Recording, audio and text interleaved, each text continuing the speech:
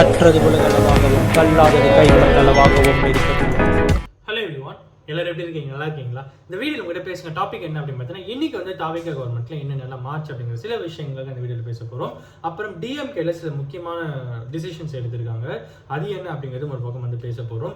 டிஎம்கேல இருக்கிற X minister ஒன்று வந்து பேசியிருக்காரு, அது என்ன அப்படிங்கிறத பேச போகிறோம். அண்ட் எல்லாத்துக்கும் மேலே இன்னைக்கு ரொம்பவே ஹைலைட்டடாக இருந்த ஒரு நியூஸ் என்ன அப்படின்னு பார்த்தீங்கன்னா, நம்மளுடைய டிவிகே எம்எல்ஏ பல்லவி அவர்கள், ஸோ அவங்களுடைய ஒரு ஃபங்க்ஷனில் நடந்த சில விஷயங்கள் பற்றியும் இன்னைக்கு இந்த வீடியோவில் நம்ம வந்து எல்லா அப்டேட்டாக பேச போகிறோம். ஓகேங்களா? ஸோ ஃபர்ஸ்ட் சின்ன விஷயத்தையும் ஸ்டார்ட் பண்ணும். என்ன அப்படின்னா, இன்னைக்கு டிவிகே கவர்மெண்ட்டில் என்ன ஆச்சு முக்கியம் அப்படின்னு பார்த்தீங்கன்னா, சார் பதிவாளர் அலுவலகங்கள் வந்து சோதனை நடந்தது. அதில் லஞ்ச ஒழிப்பு சோதனை நடந்தது. அதில் கிட்டத்தட்ட ஒரு 3 பேர் இன்னைக்கு வந்து சஸ்பெண்ட் பண்ணியிருக்காங்க. ஓகேங்களா?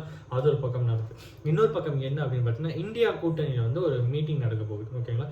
இந்தியா கூட்டணி இருக்கிறவங்க எல்லாருமே வந்து அந்த மீட்டிங்கில் வருவாங்க. ஸோ அப்படி இருக்கும்போது அதில் திமுக வந்து பங்கேற்காது அப்படிங்கிற ஒரு பர்டிகுலர் விஷயத்தை திமுக தலைமையில் வந்து முடிவு செய்யப்பட்டிருக்கு அப்படின்னும், ஸோ அதனால இந்தியா கூட்டணி நாங்கள் வரமாட்டோம் அப்படின்னும், இந்தியா கூட்டணி நாங்கள் பங்கேற்க மாட்டோம் அப்படின்னு சொல்லியிருக்காங்க. அதை மெயின் ரீசன் வந்து தாவேக்காவோட காங்கிரஸ் வந்து கூட்டணி இருக்கிறதா கூட அது ஒரு மேக்ஸிமம் அதுதான் ரீசன் இருக்கிறதுக்கு வாய்ப்புகள் அதிகமாக இருக்குது. ஸோ அது ஒரு பக்கம் இருக்கும். இன்னொரு பக்கம் என்ன அப்படின்னு பார்த்தீங்கன்னா, நம்மளுடைய எக்ஸ் மினிஸ்டர் மூர்த்தி அவர்கள், ஓகேங்களா, ஸோ அவர் என்ன சொல்லியிருக்காருன்னா, திமுகவோட தோல்விக்கு காரணம் திமுகவாக தான் இருக்கும் அப்படிங்கிற ஒரு பர்டிகுலர் விஷயத்தையுமே அவர் வந்து சொல்லியிருக்காரு. இது எல்லாமே டெய்லி தந்தி, அதாவது தினத்தந்தியில் ரிப்போர்ட் ஆன நியூஸ். ஓகேங்களா? நம்ம இன்னைக்கு முக்கியமாக 2 மேஜர் விஷயங்கள். ஒன்று வந்து என்ன அப்படின்னு பார்த்தீங்கன்னா, நம்மளுடைய டிவிகே எம்எல்ஏ பல்லவி அவர்களுடைய இன்சிடென்ட். அடுத்து வந்து அண்ணாமலை அவர்கள், நம்மளுடைய பாஜகவுடைய முன்னாள் தலைவருடைய அண்ணாமலை அவர்களுடைய ஒரு சில விஷயங்கள். இன்னைக்கு அதை தான் எங்கள் வீட்டை வந்து எலாபரேட்டாக பேச போகிறோம். ஃபர்ஸ்ட் விஷயம் என்ன அப்படின்னு வந்து பல்லவி அவர்கள், அவங்க வந்து இன்னைக்கு காலையில் வந்து ஒரு ஸ்கூல் ஃபங்க்ஷனுக்கு போகிறாங்க. ஓகேங்களா? அந்த ஸ்கூல் ஃபங்க்ஷனில் கிட்டத்தட்ட ஒரு ஸ்கூல் ஓப்பனிங், அந்த 2 இடத்துல வந்து அந்த ஃபங்க்ஷன் நடக்கப்படுது.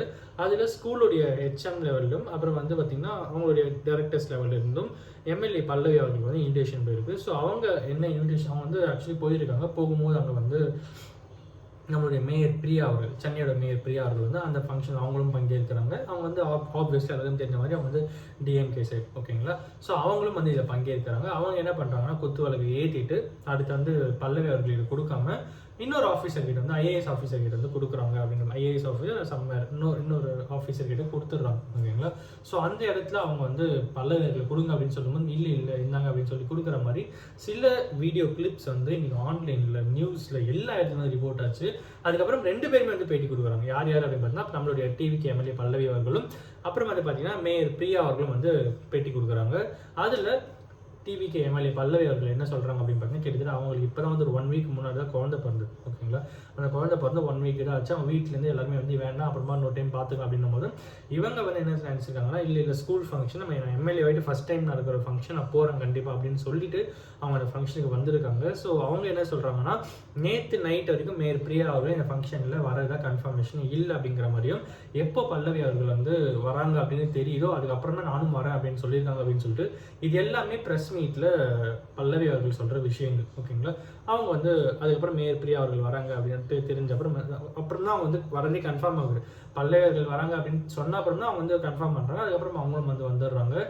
ஆரம்பத்தில் ரிப்பன் கட் பண்ணுறதுலேருந்தே வந்து அந்த பிரச்சனை தான் போயிட்டு இருந்தது.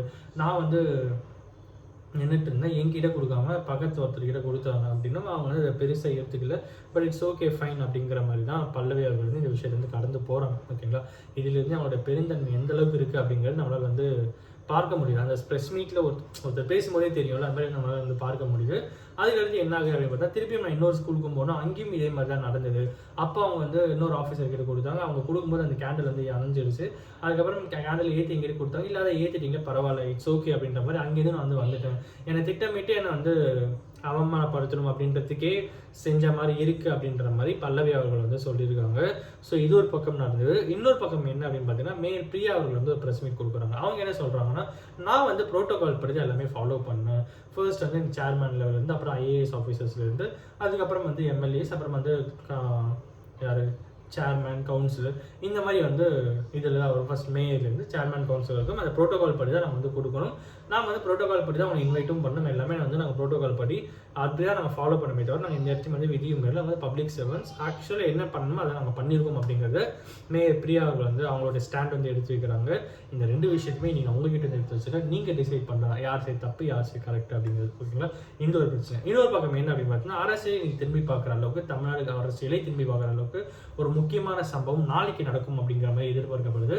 அது முக்கியமான விஷயம் என்ன அப்படின்னு பார்த்தீங்கன்னா, கிட்டத்தட்ட அண்ணாமலை அவர்கள் பாஜகவுடைய முன்னாள் தலைவர் அண்ணாமலை அவர்கள் வந்து அவருடைய பொலிட்டிக்கல் இன்வால்மெண்ட்லாம் பிஜேபியிலேருந்து கொஞ்சம் டிஸ்டன்ஸ் மெயின்டைனிங்காகவே இருக்குது அப்படிங்கிறது வந்து மறுக்க முடியாத உண்மை.